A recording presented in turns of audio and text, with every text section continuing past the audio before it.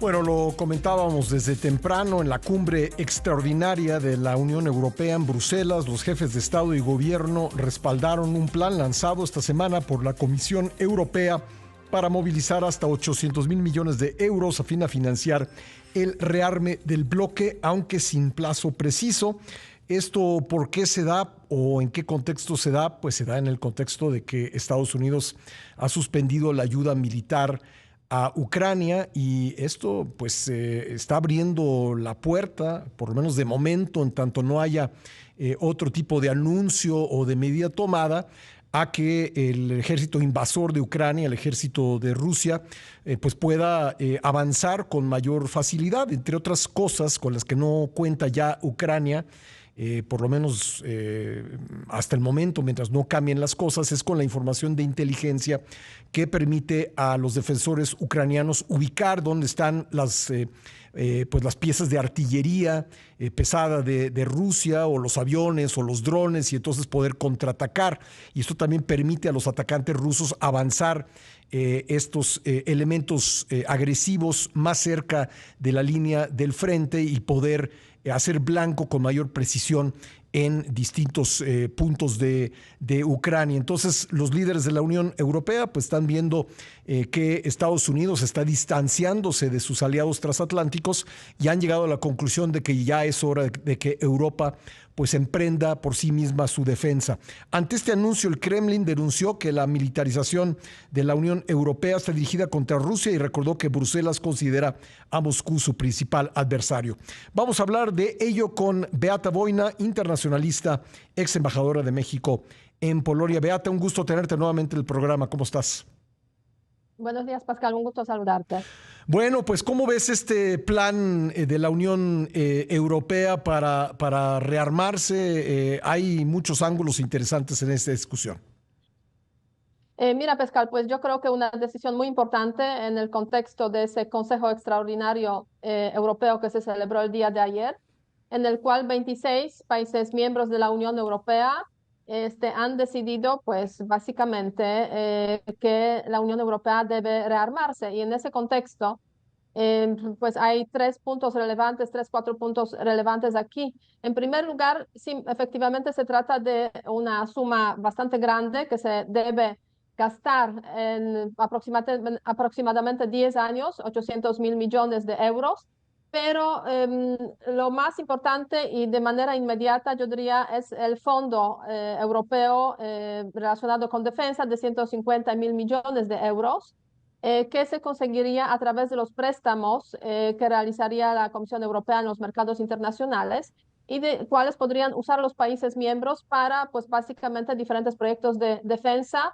Y en ese contexto también participaría Ucrania, o sea, al menos dos países europeos y Ucrania podrían, pues, gestionar diferentes proyectos de defensa, de rearme, relacionados con, pues, diferentes, obviamente, tipos de armamento. Lo más relevante probablemente el sistema de defensa antimisil y defensa aérea, pero también relacionados con la producción de drones, con municiones, artillería, etcétera, etcétera. Entonces, esos 150 mil millones de euros, podríamos decir, es lo más importante. Ahora bien,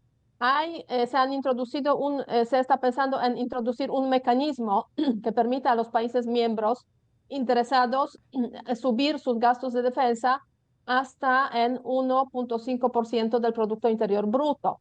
Y eso es muy importante porque normalmente muchos países tenían ciertas objeciones sobre subida de sus gastos de defensa, porque esa subida afectaba el tema del déficit, que después Claro. es un tema relevante para evaluaciones en el marco de la Unión Europea. Como el caso de Entonces, la Alemania, por Comisión ejemplo, que hasta Europea, lo tenía prohibido, ¿no? exactamente, ese es el caso de Alemania, justamente, que los alemanes decían no podemos hacerlo porque nos va a afectar nuestro déficit. Ahora bien, con esas medidas que propone la Comisión Europea, básicamente se va a introducir la cláusula de defensa, que básicamente exime a los países miembros que quieran gastar en defensa de que ese gasto se trate como déficit para, digamos, términos, evaluaciones de la Unión Europea, y con eso pues ya no entrarían en procedimientos de déficit excesivo en la Unión Europea. Entonces, podríamos decir, es un tecnicismo, pero tecnicismo muy importante, porque de hecho permitiría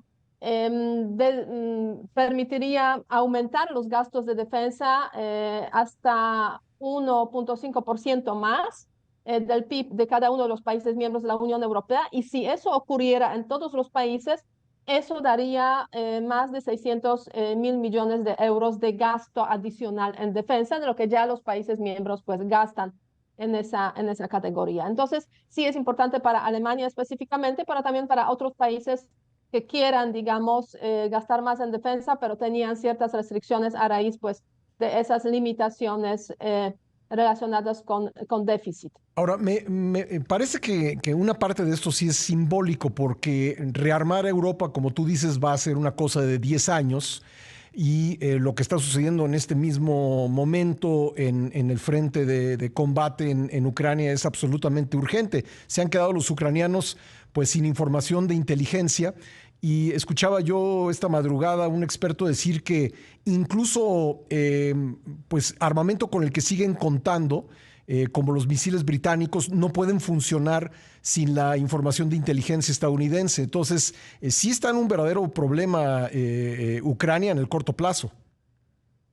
Mira, yo creo que hay que diferenciar aquí dos temas, efectivamente. Por una parte, qué hacer para que Ucrania pueda tener información necesaria, digamos, para funcionar en el frente, y por otra parte, las medidas de corto, mediano, largo plazo para la defensa de Europa y también continuidad en cuanto al armamento para Ucrania. Lo que tú te refieres, el tema de inteligencia, que efectivamente los Estados Unidos parece que dejaron de proporcionar informaciones de inteligencia que permitan operar sobre todo los drones de largo alcance y también los misiles y detectar los movimientos de los rusos, digamos, cerca o en el frente. Entonces, eso parece que hay una declaración reciente del presidente de Francia, quien se comprometió a que podía haber cooperación de esta naturaleza con ucranianos y de esta forma suplir, podríamos decir, los problemas que ha generado la falta de cooperación de los Estados Unidos en ese contexto. Técnicamente seguramente no es un tema fácil porque, digamos, la inteligencia francesa para el armamento estadounidense, pues no solamente aquí va a funcionar desde el inicio, pero yo creo que en ese contexto pues se van a estar buscando soluciones. No cabe ninguna duda de que Ucrania pues se quedó más vulnerable a raíz precisamente de lo que ha estado pasando en sus relaciones con los Estados Unidos y la decisión de los Estados Unidos de dejar de proveer de manera inmediata el armamento por una parte y por otra parte el tema de la inteligencia. Ahora bien, es una pausa, como lo han mencionado en los Estados Unidos. Y si no me equivoco, pues este fin de semana, básicamente, esta semana que viene, en Arabia Saudita va a haber reuniones entre la parte ucraniana, de hecho va a ir ahí el presidente de Ucrania también, Zelensky, y la parte estadounidense para pues avanzar en las negociaciones del famoso acuerdo que no se firmó hace unos cuantos días en Washington, y la cooperación con los Estados Unidos y los términos, digamos, de eventualmente negociaciones con Rusia. Entonces, el tema está abierto y vamos a ver si en Riad, en Arabia Saudita, logran de alguna forma solucionar ese tema de cooperación entre Estados Unidos y Ucrania. Pero sí, es cierto, Ucrania queda más vulnerable por una parte y por otra parte los europeos pues buscan soluciones de corto, mediano y largo plazo. Yo creo que en tema de armamento es posible encontrarlas sin ninguna duda, porque de hecho, si vemos las cantidades que han proporcionado los Estados Unidos a Ucrania, pues para 2025 los europeos ya se comprometieron a proveer 30.6 mil millones de euros a Ucrania en armamento. Pues faltaría por ahí una pequeña cantidad, pero podríamos decir en términos de dinero, pues es casi equivalente a lo que Ucrania estaba consumiendo al año en términos de uso de armamento. ¿Qué te pareció, por cierto, mencionabas al presidente de Francia, Emmanuel Macron, qué te pareció su mensaje del martes, en el que dice, entre otras cosas, que pues Rusia representa una verdadera amenaza, pues ya no solo para Ucrania, sino para toda Europa, porque pues nadie puede creer, decía Macron, que se detendría Rusia en Ucrania, que los siguientes que serían amenazados serían Rumanía, Moldavia y los países bálticos? Yo creo que el mensaje del presidente Macron refleja muy bien lo que en los países de Europa Central, Oriental y en los escandinavos se piensa sobre Rusia desde hace muchos años. De hecho, sí es cierto, creer en Rusia hoy en día o creer al presidente Putin y sus promesas, pues la verdad es que ya sabemos históricamente hablando que eso no ha funcionado. De hecho, estaba revisando hace algunos días, pues ese tema de los resets en las relaciones, o sea, como reapertura en las relaciones entre Estados Unidos y Rusia. Y de hecho, el último ocurrió en los tiempos de Barack Obama, cuando él llega al poder. En 2015 inicia, después de que de hecho Rusia ocupó Crimea, inicia, podríamos decir, el nuevo reset, nueva apertura en las relaciones entre Estados Unidos y Rusia. Y después de eso, pocos años después, se firma pues incluso un acuerdo, digamos, relacionado con los territorios de Donbass en 2019, ya con el presidente incluso Zelensky al mando, y sí, pocos años después, 2022, Rusia, a pesar de todo eso, pues incumple sus promesas y ataca a Ucrania. Entonces, sí, efectivamente, en ese sentido, Francia refleja ahora, el discurso de Macron refleja ahora las preocupaciones que tenían los países de Europa Central y Oriental de aquellos tiempos y decían, no crean en lo que dice Rusia, porque van a atacar, eso no cabe ninguna duda. Es una estrategia, digamos, para ganar tiempo, para prepararse mejor para el siguiente paso, siguiente ataque. Entonces, el temor hoy en día de los europeos que se ha extendido también, permeado también en Europa Occidental, incluida Francia, incluido el Reino Unido, incluso Alemania, es que si se deja, si se permite a Rusia ahora satisfacer sus, digamos, demandas, pues eso no le va a frenar a Rusia. Eso va a permitir a Rusia prepararse para el siguiente paso, que seguramente tendríamos una afectación, ataque quizás directo a algunos de los países bálticos o quizás incluso a algunos de los países nórdicos que lo están considerando seriamente también los nórdicos. Suecia hace un par de días ha habido una declaración de que ellos temen que va a haber, por ejemplo, ataque de Rusia a la isla de Gotlandia. Entonces sí, es eh, eh, muy común el pensamiento que ha expresado el presidente Macron, que Francia, junto con el Reino Unido, y a eso se suma Alemania, se convierten sin ninguna duda en importantes líderes.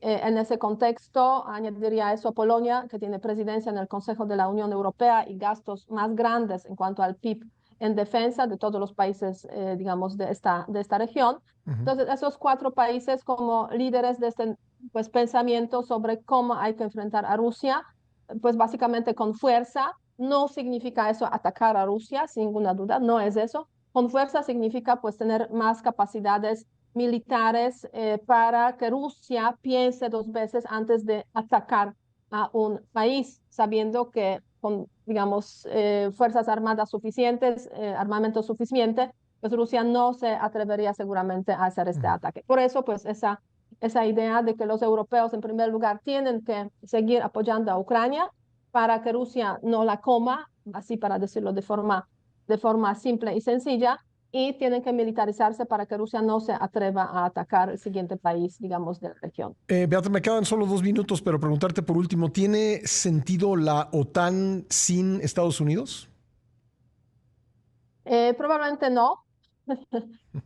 Probablemente no, porque los Estados Unidos obviamente aportan 70% en ese momento de los gastos militares de la Alianza Atlántica, aunque en ese contexto del futuro incierto de la OTAN se ha estado manejando el tema de quizás una organización de seguridad y defensa europea abierta no solamente a los países de la Unión Europea, sino a los países como el Reino Unido, por ejemplo, Noruega, los que no están en la Unión Europea, Canadá quizás, o algunos otros que quieran sumarse.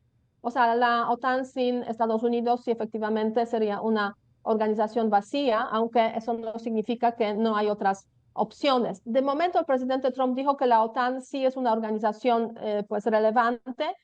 Pues creo que ayer tuvo una declaración de que él no defendería a los países que no paguen lo suficiente, o sea, cuyo gasto es menor a 2% del PIB. Y de hecho, pues también ha mencionado que se necesita gastar más. Y es hacia dónde van los países europeos. O sea, no ha cuestionado en este mandato, contrariamente a su primer mandato, digamos, el papel de la OTAN. Entonces, eso como que le deja un tanto más tranquilos a los aliados de la OTAN, pero no totalmente tranquilos, y saben muy bien que hay que tener preparadas opciones B y C en caso de que pues de repente el presidente se despierte y diga, pues ya no quiero estar en la OTAN. Bueno, pues es una situación que hay que seguir observando con mucha atención y te agradezco, Beata, que nos hayas acompañado nuevamente en el programa. Muchísimas gracias y buen día. Hasta luego. Gracias, Beata Wojna, internacionalista, ex embajadora de México en Polonia.